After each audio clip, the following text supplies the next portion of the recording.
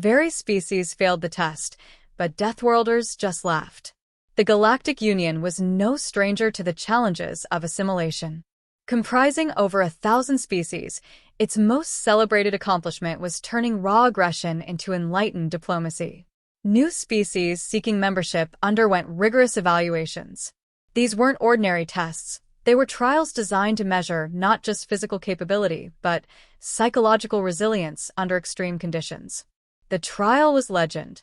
No species ever passed on the first attempt.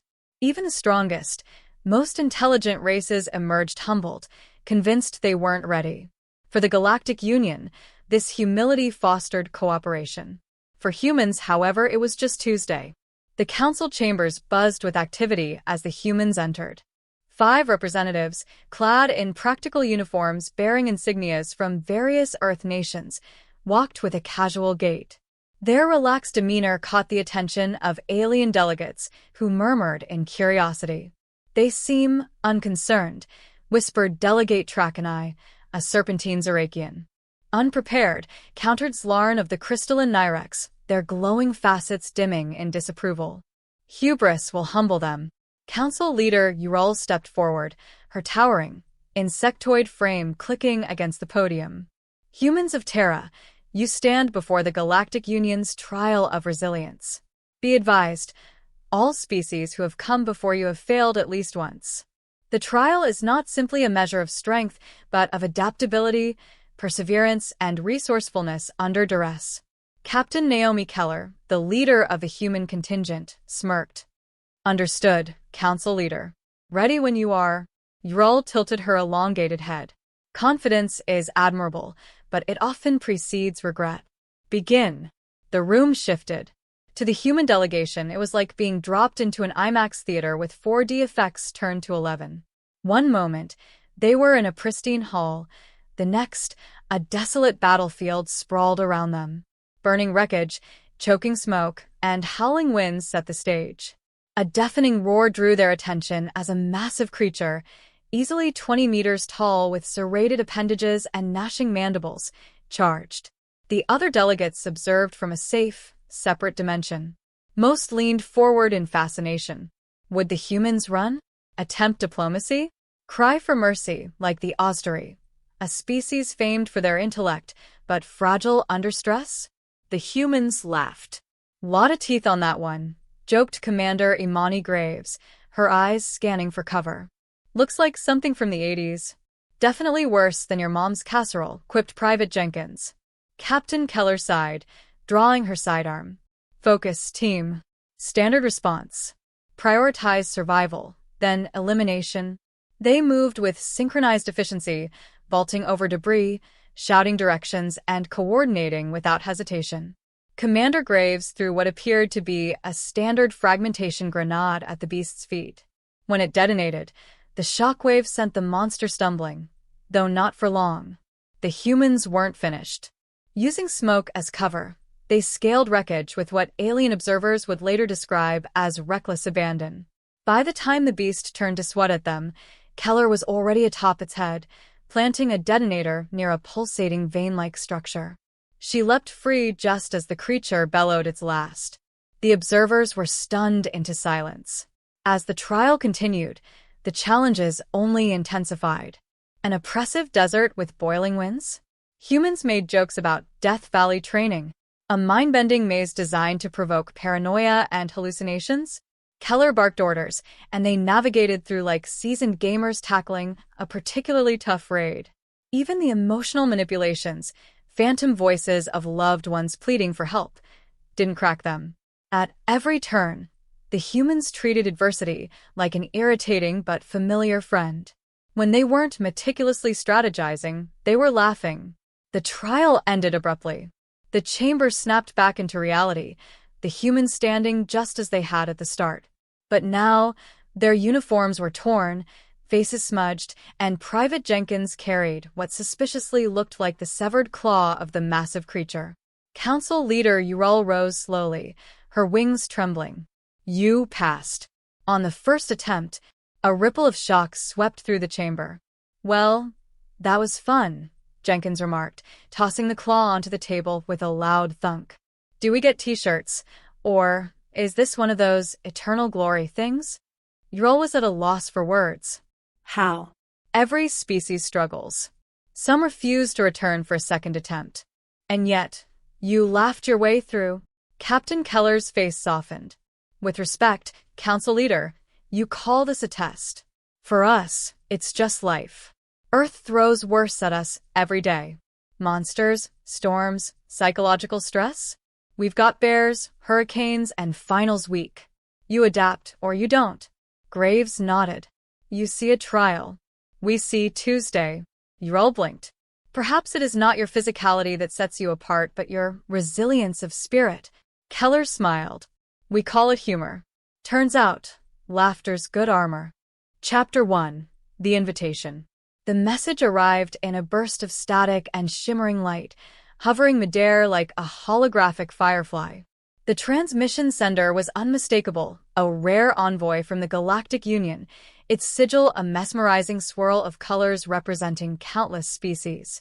On Earth, scientists had monitored faint transmissions about such a civilization for decades, but this marked the first direct contact. Captain Naomi Keller, seated at the head of Earth's first official Space Exploration Alliance conference, pressed her hands flat against the cold surface of the briefing table. Around her sat some of the brightest minds in the Alliance, generals and scientists, even a few ambassadors from newly united nations. It still felt surreal, like waking up mid-dream. Repeat that last part, Keller said, her brows furrowed. The voice of the Galactic Union's automated translator, as melodic as wind chimes, resonated through the chamber. Humans of Earth, your species is hereby invited to demonstrate your worthiness to join the Galactic Union. To assess this, you will undertake our trial of resilience. It will test all aspects of your species' physical, mental, and emotional capabilities. A slight pause. Then the kicker. Know that no species has passed the trial upon their first attempt. We encourage perseverance. A soft murmur rippled through the room. Keller leaned back, crossing her arms. She exchanged a glance with Dr. Imani Graves, the chief scientist whose sharp wit made her both indispensable and infuriating. Sounds ominous, Graves quipped, lips twisting into a smile. Careful, Naomi. It might just be an elaborate game show. Or a death sentence, interjected General Park. His grizzled face betrayed no humor. Keller exhaled. Death sentence or not, it's an opportunity. Every other major civilization has met this challenge. Now it's our turn. There was no way around it. Humanity's reputation was on the line. Earth's rocky history, a litany of wars, ecological disasters, and internal squabbles, was known across the stars. They'd earned a dubious reputation as the Deathworlders, from surviving on one of the most inhospitable planets catalogued by the Union. The fact that they'd been invited at all was significant. It was equal parts opportunity and trial by fire, and Keller didn't intend to waste it. By the next day, Keller and her hand-picked team of specialists were aboard the ISS Horizon, Earth's finest interstellar vessel. As their ship slipped into the wormhole provided by the Union, Keller studied her team. Graves, the snarky but brilliant scientist, Commander Imani Graves, a combat tactician with scars earned from both war and training, and Private Sam Jenkins, the rookie whose sheer enthusiasm made up for his limited experience. They had one mission: prove Earth's worth. The crew was calm, or pretending to be. Jenkins clicked a pen compulsively, while Graves hummed a soft tune, her eyes locked on the holographic map swirling before them. When the ship emerged into Union space, even seasoned travelers like Keller found themselves breathless. Union space stations floated like gargantuan jewels, encircled by shuttles weaving precise patterns like a mechanical ballet. But before any awe could settle, a calm, disembodied voice resonated through the cabin. Welcome, Deathworlders. Prepare yourselves for the trial of resilience. Chapter 2. The trial begins. The landing zone was unexpected. Instead of the sterile, hyper-technological arena Keller had imagined, the team was dropped into what resembled a lush jungle. Towering trees with translucent trunks glowed faintly under a pastel sky. Alien birds, winged creatures as large as wolves, watched silently from the treetops. "What is this?" Jenkins asked, gripping his pack tightly. "Surreal," Graves muttered, poking at a blue plant with curiosity. Before anyone could investigate further, the voice returned, announcing the first task. "You will endure a simulation designed to measure survival instincts. The creatures you encounter will not be real, but your actions and decisions will be assessed as if they were. Begin." That was all the warning they got. Out of nowhere, a low growl reverberated through the jungle. Then another. And another. "Positions," barked Keller. The team moved with practiced efficiency, forming a defensive circle. Jenkins, weapon trembling slightly in his hands, scanned the underbrush. The growls grew closer. Soon, from the shadows, 3 creatures emerged.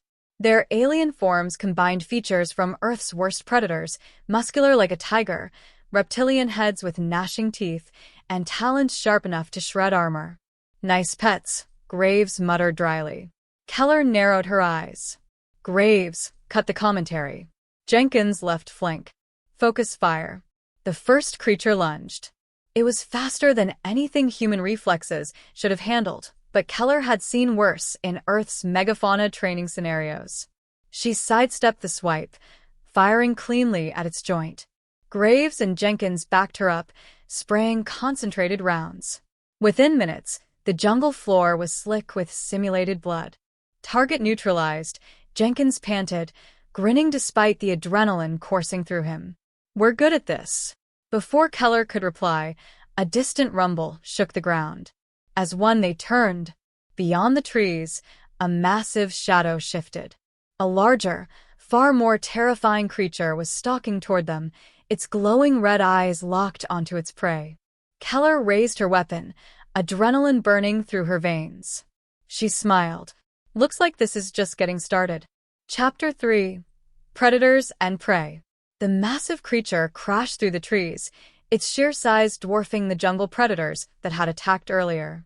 Standing 30 feet tall, with sleek, scaled musculature and twin rows of glimmering teeth, it radiated an aura of pure malice. Red eyes glowed with a chilling intelligence as it stared down the human team. Jenkins let out a low whistle. "That's not a creature. That's a boss fight." Jenkins, less commentary, more moving, Keller snapped, backing the team up toward higher ground. "Graves, give me options. Weak points, distractions, anything." Graves crouched behind a large tree trunk and activated a portable scanner. The device whirred softly before pinging. "There's a heat cluster at its throat. If you hit that..." The creature lunged, cutting off her words as the team scattered like leaves in a storm. It missed by inches, but the ground trembled with its landing, sending debris flying. Keller rolled to her feet, barking orders as if she hadn't just dodged the equivalent of an alien freight train. "Graves, keep analyzing."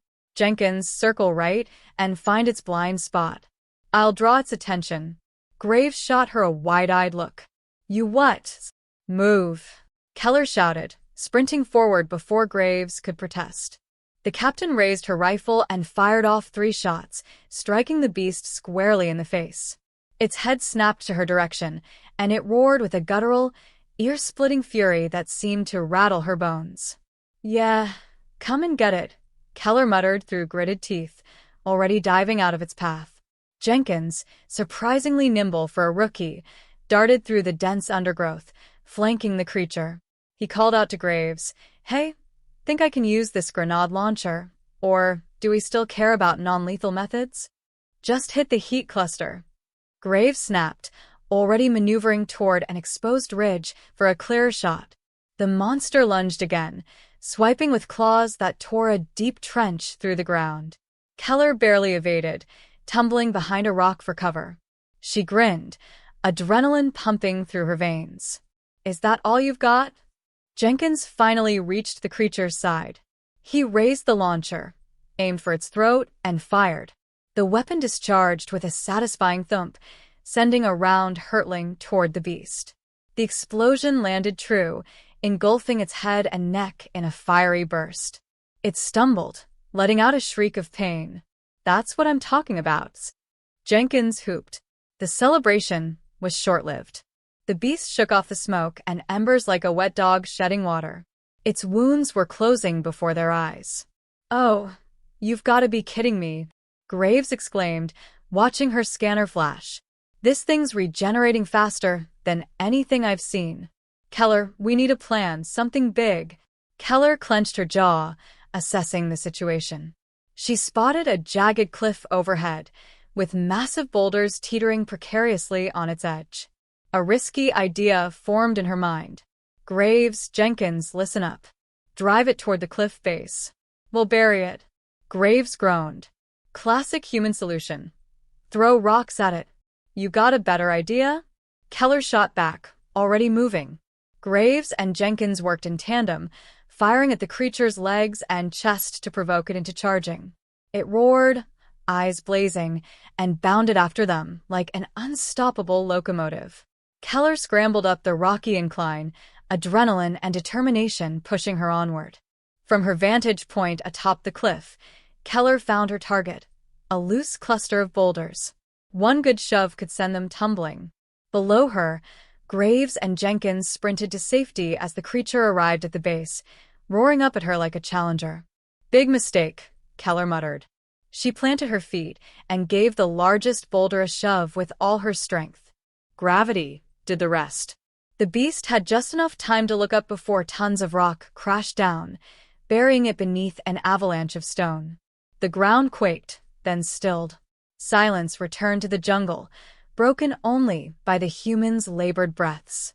Jenkins collapsed to the ground, laughing in relief. "Tell me that was the last one." Keller dusted herself off, eyeing the rubble warily. "Don't relax just yet.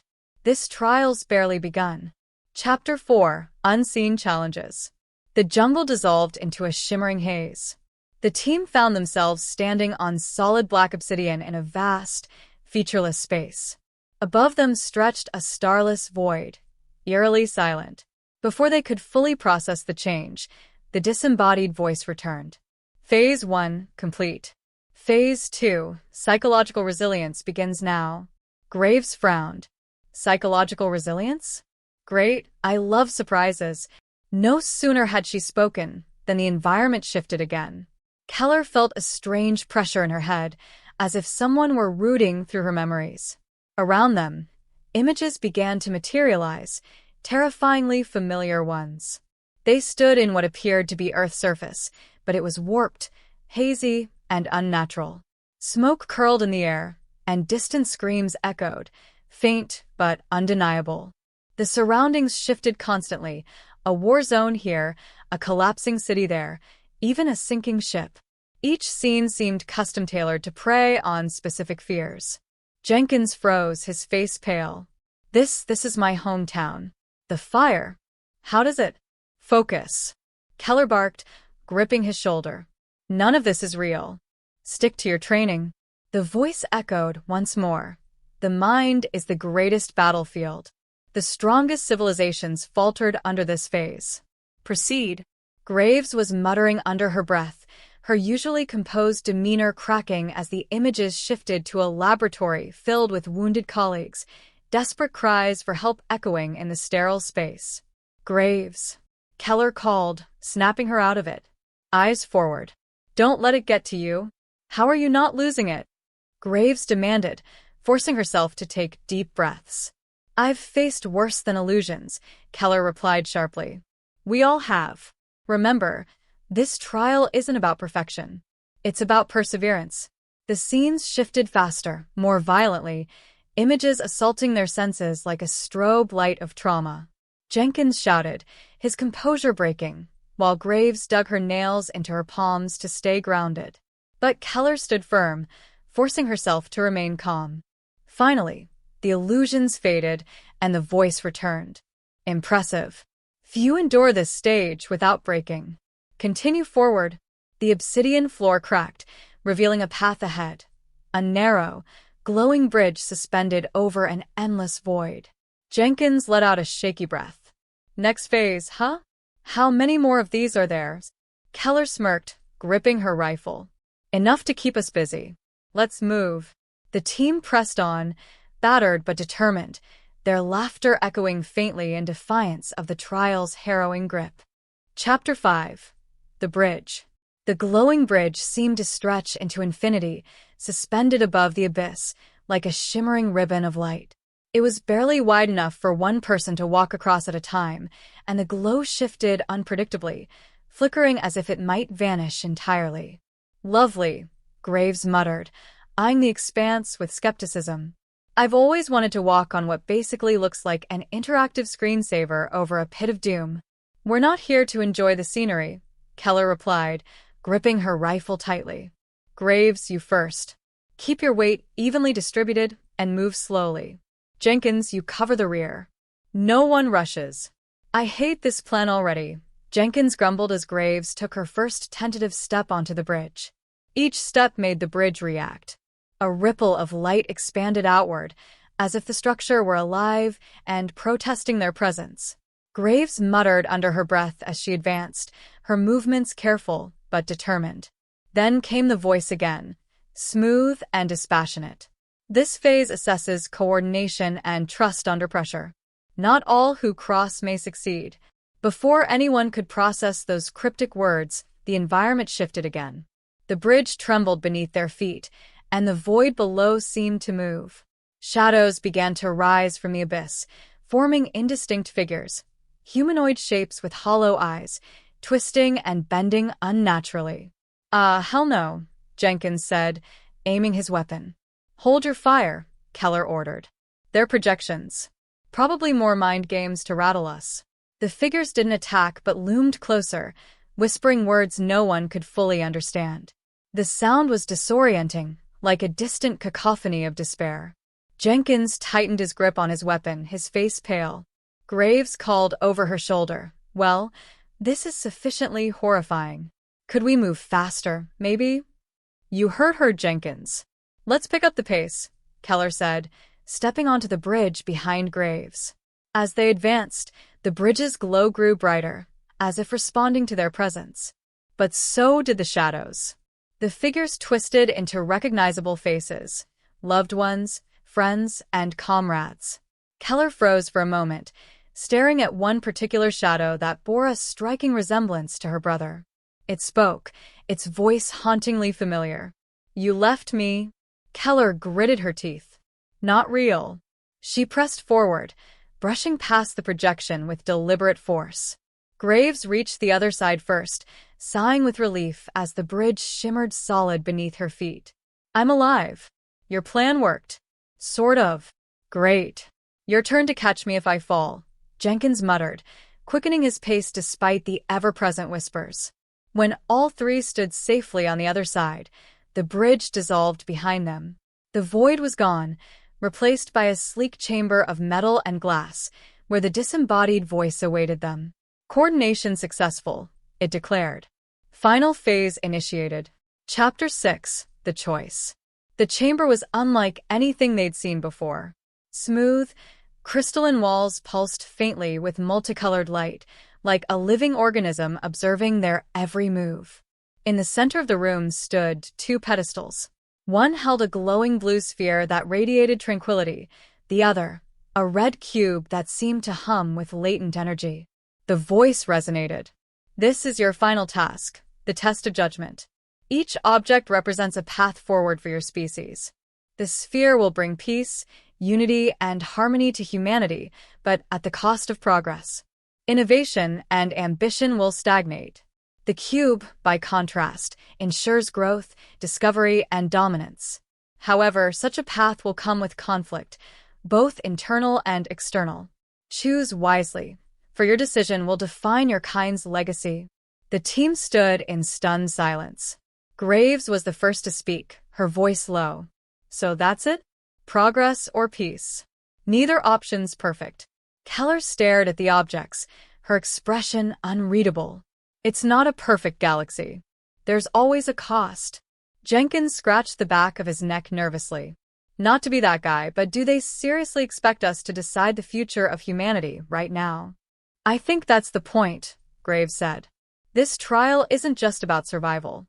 It's about understanding what kind of people we are when it comes down to the wire."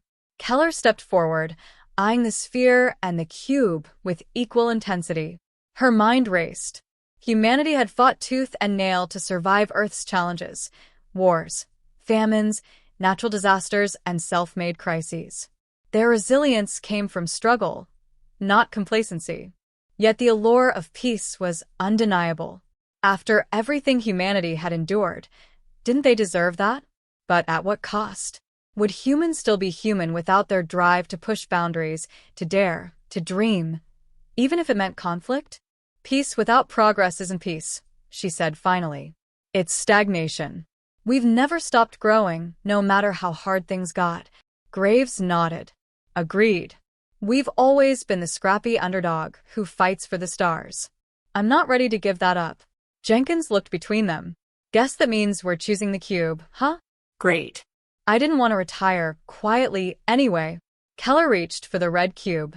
As her hand closed around it, the chamber erupted in a cascade of light. The room dissolved, and the team found themselves back in the jungle clearing where the trial had begun. The voice returned, but this time, there was something almost warm in its tone. Judgment passed. Humans of Earth, your resilience is unparalleled, your determination unmatched. You embrace challenge not as a hindrance, but as a catalyst for growth. You are Deathworlders, and you have earned your place among the Galactic Union. Keller exchanged glances with Graves and Jenkins. Slowly, a grin spread across her face. Told you we'd pass on the first try? Jenkins chuckled. I don't know about you, but I can't wait to tell the folks back home. As a shimmering gateway opened to return them to Union space, Graves gave Keller a smirk. So, Captain, how do we celebrate making galactic history? Keller slung her rifle over her shoulder. By doing what humans do best, making the impossible look easy, and having a damn good laugh about it. The team stepped through the portal, ready to face whatever came next. Chapter 7. The Union's Welcome. The shimmering portal spat them out onto a grand platform suspended in a sea of stars. Around them, the spires and domes of a colossal galactic Union station rose like an interstellar city of light. Ships of every imaginable design floated in orbit, accompanied by enormous, living organisms acting as organic transports. The team stared in awe as beings from dozens, no, hundreds, of species bustled in the distance. Jenkins gave a low whistle. I feel like we walked into the background of a sci-fi movie. This place is insane. A tall figure emerged from a side corridor, their gait fluid and deliberate. Their shimmering, scaled body glowed faintly in the station's dim light, and their multiple eyes blinked independently as they regarded the humans. This was Ambassador Drull, the Galactic Union's representative assigned to observe humanity's trial. You surprised us, Drull said, their voice echoing inside the humans' minds, rather than through the air. When your species was invited, most assumed you would falter. Many requested the offer be rescinded, citing your history of self-destruction. Well, aren't we just full of surprises? Graves said, folding her arms. Indeed, Drull said, inclining their head. The trial was meant to test more than your survival abilities. It measures a species' values, how they endure challenges, confront fears, and define their identity. We did not expect Deathworlders to display such balanced judgment. Keller stepped forward. You underestimate humanity. Sure, our history's messy, plenty of wars, disasters, and bad decisions. But that's what makes us strong. Every challenge shaped us. Our world forced us to adapt, to fight, to grow. Drull seemed to smile, though the expression was alien and unsettling. Strength born from chaos. Yes, it is rare but also dangerous. The Union values balance. Some fear that ambition, unrestrained, can lead to destruction, of yourselves or others. Graves let out a sarcastic chuckle. Pretty rich, coming from the folks who nearly threw us into a meat grinder trial. Drull's scales shimmered briefly, an expression Keller interpreted as humor. A necessary risk, and one that has yielded an intriguing outcome. The ambassador gestured toward a hovering platform. Your induction awaits. The humans followed Drull into a sprawling council chamber, dominated by an enormous dais, surrounded by representatives of the Union's many species. Creatures of unimaginable shapes and sizes filled the seats, some humanoid, others bizarrely alien, with appendages and anatomy Earth's biologists could only dream of. A speaker rose, a towering insectoid figure with crystalline wings that refracted light across the room. Humans, you have done what no species has accomplished in their first trial. You have passed through resilience and judgment with remarkable tenacity. The Galactic Union welcomes you as our newest members. Cheers and melodic hums echoed across the chamber, though Keller noted that some representatives remained silent, their eyes narrowing in skepticism. "Still making friends, I see," Jenkins whispered. Ignoring him, Keller stepped forward. "Humanity accepts this honor. We know our reputation precedes us, but I promise you this, Earth doesn't just survive, we thrive. And now that we're here, we're not backing down from what comes next." Chapter 8. What Comes Next. The ceremony was short, but the weight of the moment stayed with them. As the humans were guided toward their quarters on the station, they began to notice the reactions of other species. Some observers offered curious glances, their bodies tensing slightly when the humans passed. Others gave wide berths, muttering in languages that translators struggled to keep up with. "Does anyone else feel like a walking time bomb?" Jenkins asked, shifting uncomfortably. "Congratulations," Graves said dryly. "We've gone from underdogs to the team everyone's betting against." The room they entered was sleek and futuristic, with a sprawling view of the galaxy outside. Keller sank into one of the oddly shaped chairs, rubbing her temples. "This is just the beginning. Passing the trial doesn't make us equals.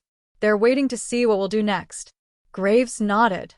"They're watching for us to mess up. Scared of what happens if humans stir the pot too much." "We will stir the pot," Jenkins said with a grin. "It's kind of our thing." Keller smirked. "True, but we need to be smart about it. The Union's watching for our moves. We can't just charge in swinging." She paused. "We need allies." Before anyone could respond, the comm device in the room buzzed. Drull's voice came through, calm and measured. "Deathworlders, your presence is requested in the diplomatic arena. An opportunity for discussion, and perhaps alliance." The three exchanged glances. Graves raised an eyebrow. "That sounds suspiciously like a test within the test." "Welcome to galactic politics," Keller replied, standing. As they approached the arena, they found themselves among representatives from a dozen species. Some eyed them with open disdain. Others wore unreadable expressions. Among them was a hulking reptilian figure flanked by smaller advisors, its deep blue scales gleaming. It let out a low rumble, speaking through a translator device. "These humans, I expected more. They look fragile for a Deathworld species." Before Keller could reply, Graves stepped forward, all too happy to retort. "Fragile? You weren't watching the trial, were you? Or are your tiny arms too short to reach the replay button?" Keller suppressed a groan, but to her surprise, the reptilian let out a deep laugh. "Ha! Bold. Perhaps there's more to you than appearances suggest." Graves winked at Keller. "See? Making friends already." The next hour was a whirlwind of cautious conversations, probing questions, and veiled challenges. Some species expressed curiosity about Earth's resilience. Others pressed for more information about their decision during the trial. A few warned Keller outright that humanity's ambition could provoke dangerous enemies. Keller answered as diplomatically as she could, but the undertone of tension was palpable. By the end of the gathering, she had more questions than answers. As they returned to their quarters, Jenkins slumped into a chair. "We survived the trial just to jump into a pit of bureaucracy." "Welcome to the Union," Keller replied. "We passed one test, but we're about to face 100 more. If they think we're fragile or reckless, we're done." Graves leaned against the wall, smirking. "Let them test us. They have no idea what they've let into their little club." Keller grinned, standing tall despite the weight of it all. "Exactly. They've underestimated humans before, and look how that turned out. We'll do what we always do, adapt, endure, and prove we belong. Out of the vast expanse of the galaxy, humanity had taken its first step into a larger arena. It wouldn't be easy. There would be doubts, challenges, and opposition. But Keller knew one thing. Deathworlders never backed down, and they always found a way to laugh in the face of adversity. Chapter 9: Shadowed Horizons. The diplomatic sessions continued for days. Each meeting introduced the human team to new alien species and new complications. Allies were tentative. Adversaries were deliberate. To many species of the Galactic Union, humanity was a wild card, too young, too reckless, too dangerous to fit neatly into the web of interstellar politics. But humanity excelled in unsettling expectations. Keller, Graves, and Jenkins learned quickly. Graves charmed with humor, her offbeat commentary earning wary respect, even laughter from species known for their stoicism. Jenkins kept a low profile but was always watching, reading the room for shifts in tone and alliances forming in real time. Keller, as the leader, held firm, projecting a quiet strength that demanded acknowledgement. It wasn't long before humanity's presence began to stir the status quo. One morning, they were summoned to a smaller chamber deep within the station, a private meeting. The summons was unsigned but carried the Union's mark of urgency. When they arrived, Ambassador Drull awaited them alongside a creature Keller hadn't seen before. Standing nearly twice as tall as any of them, with sleek obsidian fur and eyes like molten gold, it gave the impression of immense power kept barely in check. Its voice, rich and melodic, filled the air. "I am Ulriksha of the Taran Accord," the creature said, inclining its head. "Your species intrigues me." "Always nice to meet fans," Graves said with a grin. Ulriksha chuckled, a low rumbling sound that resonated through the room. "Your audacity is refreshing. Too many here wear masks of civility, but you're kind, you don't hide your fangs." Keller stepped forward. "Let me guess, you have an offer." "Everyone seems to, these days." "I do?" Ulriksha's eyes flickered. The Union's vision of peace and prosperity often comes at the cost of independence. Many species have learned this too late. We watch carefully for potential allies or rivals. "Let me guess," Jenkins said. "You're wondering which one will be?" Ulriksha smiled, baring razor-like teeth. "Precisely." Drull interjected, their tone unusually curt. "Taran's interests align for now, but tread carefully. This is no simple invitation." Ulriksha's gaze sharpened. "And yet, Deathworlders rarely take the simple path, do they?" They paused, letting their words hang in the air. "The galaxy is not as unified as it appears. If you wish to thrive here, Captain Keller, you will need more than resilience. You will need alliances forged in the fires of trust and necessity." With that cryptic parting, Ulriksha exited, leaving the humans to absorb the implications. Later, in their quarters, Jenkins broke the silence. That felt less like diplomacy, and more like getting scoped out by a predator deciding whether to eat us. "Good news. We haven't been eaten yet," Graves said, flopping onto the alien couch. Keller paced, her mind spinning. Ulriksha's warning hadn't just been posturing, it was a message. Beneath the Galactic Union's polished facade, fractures loomed. Factions. Rivalries. Threats. "We need to figure out who to trust," she said finally. "And we need to be ready for when this powder keg blows." Graves smirked. The classic Deathworlder playbook. Plan for the worst, laugh when it gets worse anyway. Keller stopped pacing, her jaw tightening. "This isn't a joke, Graves.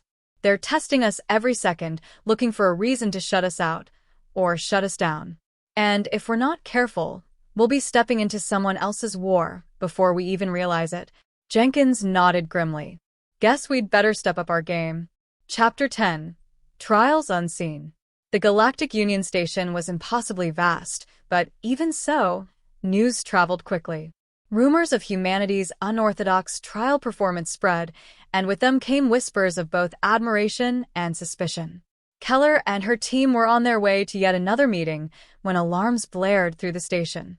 Lights pulsed red, and a synthesized voice in multiple languages echoed, "Unauthorized incursion detected." All non-essential personnel must return to secure zones. Graves glanced at Keller. Let me guess. This is going to be our problem, isn't it? It always is, Jenkins muttered. Before they could retreat, Drull appeared, moving with uncharacteristic haste. Humans, you are uniquely suited to this situation. What kind of situation? Keller demanded. Drull didn't answer directly, guiding them toward a display that projected a section of the station. A breach had formed in the hull, but not from an external attack. Whatever had broken in was from within the Union itself. Sabotage. Graves asked, narrowing her eyes. Possibly, Drull replied. But more than sabotage, this is a test. For you? Keller stiffened. Let me guess, you arranged this. No, Drull said, their voice sharp. But others have, to see if Deathworlders can protect what they claim to be part of. Handle this quickly, or you will lose the fragile trust you've earned. Keller gritted her teeth. Give us the location and access, and we'll take care of it. Drull inclined their head. The incursion site is in Habitat Section Theta. Proceed immediately. Others will be watching. The humans arrived at Theta to find chaos. Sparks flew from damaged conduits, and thick smoke hung in the air. More alarming, a swarm of mechanical constructs was tearing through the area, automated units with sleek designs, but terrifying efficiency. What's the plan, Caps? Jenkins asked, raising his rifle. We take them down, Keller said. Fast and clean. No collateral damage. We're proving a point here. Graves grinned, leveling her own weapon. Time to show them how Deathworlders handle tests. The fight was brutal but swift. The constructs were fast and precise, but the humans had learned to think on their feet in far worse situations. Keller's sharp commands kept the team coordinated, Graves' aim was deadly as ever, and Jenkins's quick thinking disabled key nodes controlling the swarm. As the last construct crumpled, sparks fading, an eerie silence fell over the section. Keller's communicator buzzed. Drull's voice was calm, but with a hint of approval. Efficiently done. The observers are satisfied. That's it, Keller demanded. Some rogue machines, a pat on the back, and we're back to diplomacy? You misunderstand, Drull said. The trial is never truly over. Welcome to your life in the Union. Keller stared at the communicator before laughing, a sound that was half frustration, half incredulity. Of course. Because Deathworlders thrive under pressure, right? Graves clapped a hand on her shoulder. Come on, Keller. You can't tell me you didn't see this coming. Tests like this? It's practically the universe begging us to show off. Despite herself, Keller grinned. Fine. Let's keep showing them why Deathworlders don't break, why we just laugh and push harder. As the team made their way back to their quarters, they knew the road ahead was long and uncertain. But if there was one thing humanity understood, it was thriving in the chaos of impossible odds. Chapter 11. A Galaxy's Glare. The aftermath of the Theta Sector incursion wasn't the victory Keller had hoped it would be. The incident, while handled successfully, drew mixed reactions across the Galactic Union. Some praised humanity's swift action, but others questioned the wisdom of letting Deathworlders engage so recklessly. Humanity's unshakable confidence seemed like a virtue to some, a ticking time bomb to others. Keller sifted through endless reports from Union analysts. Most were politically worded warnings about the danger of unpredictable actions. A few outright called for humanity's probation in the Union until it proved more refined. How's public opinion looking, Caps? Graves asked, kicking her feet up on the table. Mixed, Keller said, setting the reports down. Some species see us as saviors, others think we're a menace. And apparently, the Union leadership has decided to keep us in the spotlight until we prove which one we are. Spotlight or crosshairs? Jenkins quipped as he entered with a fresh tray of steaming drinks. Both, Keller replied with a bitter smile. Their small conference was interrupted by an unexpected guest, Ulriksha of the Taran Accord. The massive being stepped into their room like a dark cloud of coiled power, its presence demanding immediate attention. Your success in Theta was enlightening, Ulriksha said, its molten gold eyes flickering across the room. You here to congratulate us or criticize us? Graves asked. Ulriksha let out a low chuckle. Neither. I am here to offer guidance and a warning. Keller folded her arms. You don't strike me as someone who warns lightly. Nor should I. The Taran warrior leaned closer. The Union is fracturing. Factions form behind closed doors. Old alliances crumble, and power shifts like sand in the wind. Your presence accelerates this process. Great, Jenkins muttered under his breath. Ulriksha's gaze landed on him for a moment before returning to Keller. This station has become a crucible, Captain. You cannot simply survive here. You must thrive, or be consumed by the flames. And you're offering us a way to thrive? Keller asked. Perhaps, Ulriksha said. The Accord respects strength and adaptability, both of which your species possesses in abundance. But you lack allies in this game, and without them, the Union will turn against you. The air in the room grew heavy with implication. What's the cost of your alliance? Keller asked, not missing a beat. Ulriksha smiled, a sharp and unsettling expression. For now, only that you remain true to your nature. Deathworlders do not bow, Captain. And neither do we. The Taran warrior turned to leave, but paused at the threshold. Beware of those who claim to welcome you openly. Their blades are often hidden behind the brightest smiles. Chapter 12. Behind Bright Smiles. A formal invitation arrived the next day, a request for humanity's presence at a grand reception hosted by the Morvani Trade Consortium, one of the Union's wealthiest and most influential factions. Known for their intricate political maneuvering, the Morvani were both admired and feared throughout the galaxy. I hate everything about this, Graves grumbled as she adjusted her formal uniform in the mirror. Diplomacy isn't so bad, Jenkins said, straightening his collar. As long as no one's shooting at us. Yet, Graves muttered. Keller was silent as she examined the invitation again. The Morvani were famous for their dazzling displays of hospitality, but also infamous for their ruthless exploitation of weaknesses. Keller had a feeling tonight's event wasn't about celebration. It was another test. The reception was held in a sprawling ballroom aboard one of the Morvani's flagship vessels. Glittering crystals adorned the walls, and floating lights cast a warm, golden glow over the crowd. Beings of every shape and size mingled, their conversations a cacophony of languages and pitches. Keller, Graves, and Jenkins entered with practiced confidence, drawing immediate attention. The humans were dressed in sleek formal wear, the stark contrast of Earth's simplicity and utility adding to their air of unpredictability. A Morvani official, tall and elegant with shimmering silver skin, approached them with a dazzling smile. Welcome, representatives of humanity, she said in a melodic voice. I am Virith, your host for this evening. Thanks for the invite, Keller said with a nod, her tone neutral. It is only fitting to welcome our newest members with open arms, Virith said, gesturing to the room. This is a time for celebration and unity, is it not? Keller's instincts prickled. The words sounded rehearsed, hollow. Jenkins, however, leaned in with his trademark charm. This is quite the spread. Are we supposed to mingle or admire the architecture? Viritha's smile didn't falter. Both, of course. Though I imagine you'll find the company far more interesting. The humans split up, circulating through the room to gather what information they could. Graves struck up a conversation with a gruff, avian-like merchant who seemed wary of humanity's role in the Union, but intrigued by their resourcefulness.